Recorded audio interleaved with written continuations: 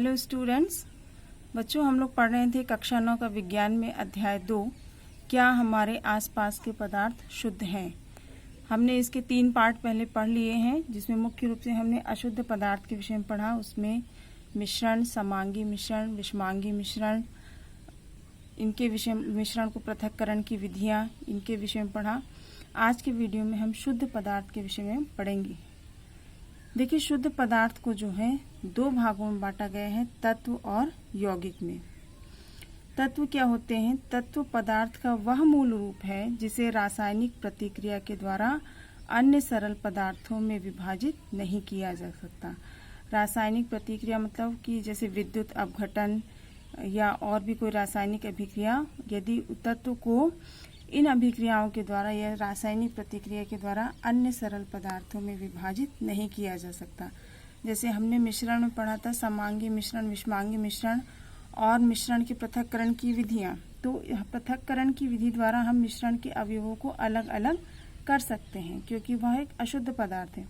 लेकिन तत्व शुद्ध पदार्थ है, तत्व को हम किसी प्रक्रिया के द्वारा अलग अलग पदार्थों में विभाजित नहीं कर सकते।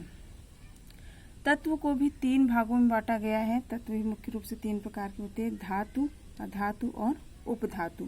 तो सबसे पहले इसमें धातुओं के प्रमुख गुणधर्म देखें तो ये चमकीली होती हैं। धातुओं का एक विशेष गुण होता है कि इनमें एक विशेष प्रकार की चमक पाई जाती है। जैसे सोना, चांदी, लोहा, तांबा, ये सभी धातुएं हैं, इनमें एक विशेष चमक होती है।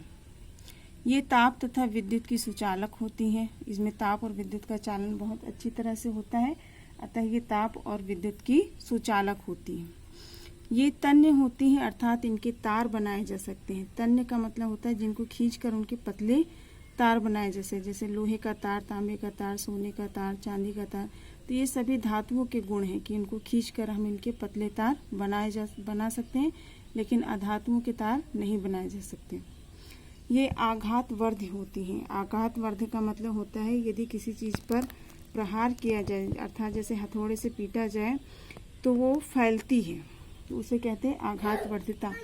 तो धातुओं में यह गुण होता है कि धातुएं आघातवर्धी होती है, अर्थात इनको पीट कर इनकी पतली चादर बनाई जा सकती है। ये प्रतिध्वनिपूर्ण होती है। प्रतिध्वनिपूर्ण का मतलब होता है धातु से यदि किसी धातु पर प्रहार किया जाए तो एक विशेष आवाज निकलती है। जैसे स्कूल में जब घंटा बजता है तो लोहे का घंटा बजता है तो बहुत तेज आवाज आती है, अर्थात इसमें एक विशेष ध्वनि होती है जिसे धात्विक ध्वनि कहते हैं। धातु के उदाहरण देखें तो कई धातुएं हैं, जैसे सोना, चांदी, तांबा, लोहा, सोडियम, पोटेशियम आदि, ये सभी धातुएं हैं। और एक इम्पॉर्टेंट बात है कि सभी धातुएं ठोस अवस्था में पाई जाती हैं, लेकिन एक धातु ऐसी है जो कि द्रव अवस्था में पाई जाती है, वो है पारा या मरकरी। आपने थर्मामीटर देखा होगा, उसमें 2 प्रकार के थर्मामीटर होते हैं, एक अल्कोहल वाला, एक पारा वाला। तो जिसमें लाल रंग का पदार्थ भरा होता है वो अल्कोहल होता है, और जिसमें चमकीला पीला पदार्थ भरा होता है वो पारा वाला होता है। तो पारा एक ऐसी धातु है जो कि द्रव अवस्था में पाई जाती है। अन्य सभी धातुएं जो है ठोस अवस्था में पाई जाती हैं। इसके बाद आते हैं अधातुओं के प्रमुख गुणधर्म। देखिए, अधातु का पहला गुण है कि विभिन्न रंगों की होती हैं, ये कई रंगों में पाई जाती हैं। ये ताप और विद्युत की कुचालक होती हैं। जिस प्रकार धातुएं ताप और विद्युत की सुचालक होती हैं, तो अधातुएं ताप और विद्युत की कुचालक होती है। जैसे एग्जाम्पल देखें, लकड़ी अधातु है। यदि हम उसको जलाते हैं तो यदि उसका एक सिरा जल रहा होता है तो हम दूसरे सिरे को आसानी से पकड़ सकते हैं। कारण यह है कि उसमें ताप का चालन एक सिरे से दूसरे सिरे में नहीं हो रहा है। अगर चालन होता रहता है तो एक सिरा यदि जल रहा है तो दूसरा सिरा भी गर्म हो जाता है। ये लकड़ी को बिजली के तार में टच करें तो हमें करंट नहीं लगता, क्योंकि उसमें विद्युत का चालन नहीं होता है। इसके अलावा यदि लोहे का कोई टच कर दें और हम उसको हाथ से पकड़ ले तो हमें भी करंट लग जाता है। तो अधातुएं ताप और विद्युत की कुचालक होती है। ये चमकीली, प्रतिध्वनिपूर्ण और आघातवर्धी नहीं होती। मतलब धातुओं में ये गुण होते हैं जबकि अधातुओं में ये गुण नहीं होते। उदाहरण देखें तो hydrogen, oxygen, iodine, carbon, bromine, chlorine आदि। तो देखिए, जैसे हमने धातुओं में पढ़ा था कि केवल ये सभी धातुएं ठोस होती हैं, केवल एक अधातु जो होती है द्रव अवस्था में पाई जाती है वो है पारा। तो उसी तरह ब्रोमीन जो है एक ऐसी अधातु है जो कि द्रव अवस्था में पाई जाती है। अन्य सभी अधातुएं जो हैं ठोस या गैस अवस्था में पाई जाती हैं, मुख्य रूप से गैस अवस्था में ही पाई जाती हैं। तो ये था अधातु। इसके बाद आता है उपधातु। उपधातु क्या होते हैं कि कुछ तत्व धातु और अधातु के बीच के गुणों को दर्शाते हैं, मतलब उनमें धातुओं के भी गुण पाए जाते हैं और कुछ कुछ अधातुओं के भी गुण पाए जाते हैं, जिन्हें उपधातु कहते हैं। जैसे बोरॉन, सिलिकॉन, जर्मेनियम, ये जो है उपधातु कहलाते हैं। सिलिकॉन, जर्मेनियम, इनका मुख्य रूप से उपयोग जैसे इलेक्ट्रॉनिक सामान बनाने में किया जाता है। इसके बाद शुद्ध पदार्थ का जो दूसरा रूप था यौगिक। यौगिक क्या होता है? जब दो या दो से अधिक तत्व एक निश्चित अनुपात में संयोग करते हैं तो रासायनिक अभिक्रिया के फलस्वरूप बनने वाला नया पदार्थ यौगिक कहलाता है। जैसे हम मिश्रण से कंपेयर करें तो मिश्रण में जो उसके अवयवी पदार्थ होते हैं उनका अनुपात कुछ भी हो सकता है कि एक पदार्थ ज़्यादा है दूसरा कम है, किसी भी अनुपात में मिला सकते हैं, साथ ही उनमें कोई रासायनिक अभिक्रिया नहीं होती। लेकिन यौगिक में दो या दो से अधिक तत्व, पदार्थ नहीं कहेंगे, नहीं, तत्व एक निश्चित अनुपात में, मतलब उनका अनुपात हमेशा निश्चित होना चाहिए, आपस में सहयोग करते हैं और उसके बाद उनमें रासायनिक अभिक्रिया होती है जिसके फलस्वरूप एक नया पदार्थ बनता है जिसे यौगिक कहते हैं। जैसे एग्जाम्पल देखें तो हाइड्रोजन तत्व के 2 परमाणु और ऑक्सीजन तत्व का 1 परमाणु रासायनिक संयोग करके जल यौगिक, जल का एक अणु बनाते हैं।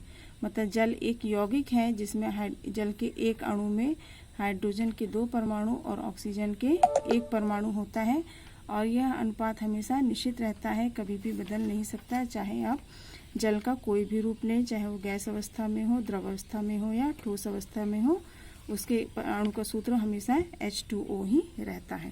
तो ये था यौगिक। इसके बाद जो अगला टॉपिक आता है वह है भौतिक और रासायनिक परिवर्तन।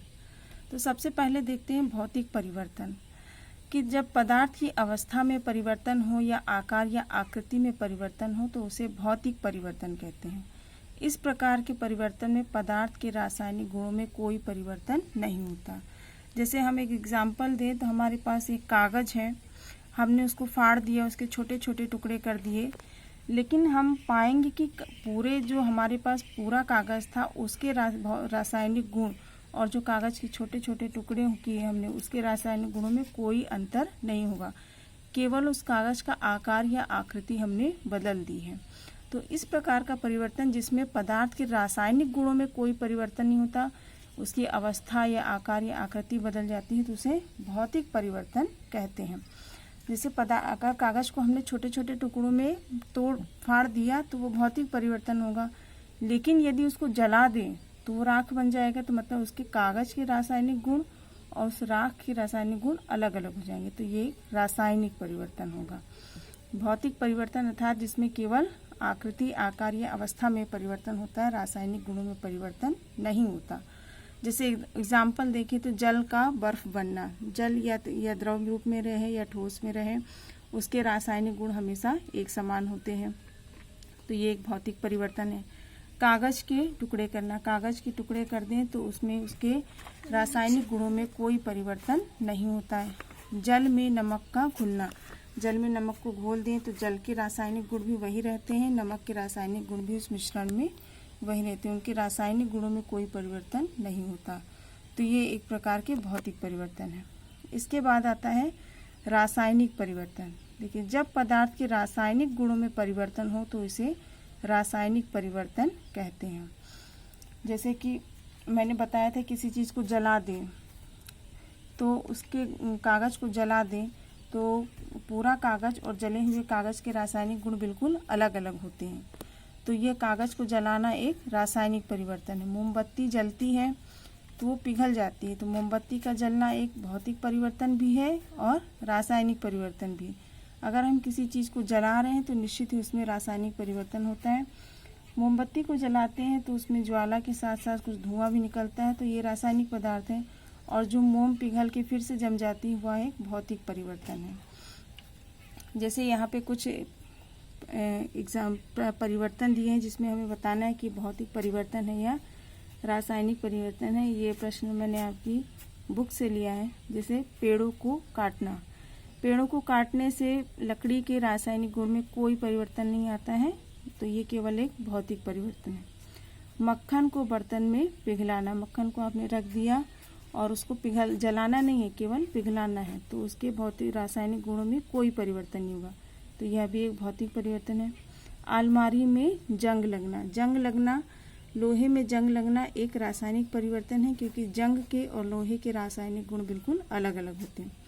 जल का उबलकर वाष्प बनना, जब जल उबलकर वाष्प बनता है तो केवल उसकी अवस्था में परिवर्तन होता है, अर्थात यह भी एक भौतिक परिवर्तन है। जल में नमक का घुलना, जब जल को नमक में घोला जाता है तो जो मिश्रण तैयार होता है उसमें जल के और नमक के दोनों के रासायनिक गुण विद्यमान होते हैं, उनके रासायनिक गुणों में कोई परिवर्तन नहीं होता, अर्थात यह भी एक भौतिक परिवर्तन है। लकड़ी और कागज का जलना, यदि हम किसी भी चीज़ को जलाते हैं तो उसमें होने वाला जो परिवर्तन होता है वह रासायनिक परिवर्तन होता है। विद्युत तरंग द्वारा जल का हाइड्रोजन और ऑक्सीजन गैसों में विघटित होना, जल हमें पता है द्रव अवस्था में होता है, यदि उसका विद्युत अपघटन किया जाए तो वो अपने अवयवी पदार्थ हाइड्रोजन और ऑक्सीजन में परिवर्तित हो जाता है, तो यह एक प्रकार का रासायनिक परिवर्तन है। तो इस तरह आपका ये अध्याय 2 समाप्त हुआ। इसके बाद हम पढ़ेंगे अध्याय 3 परमाणु एवं अणु।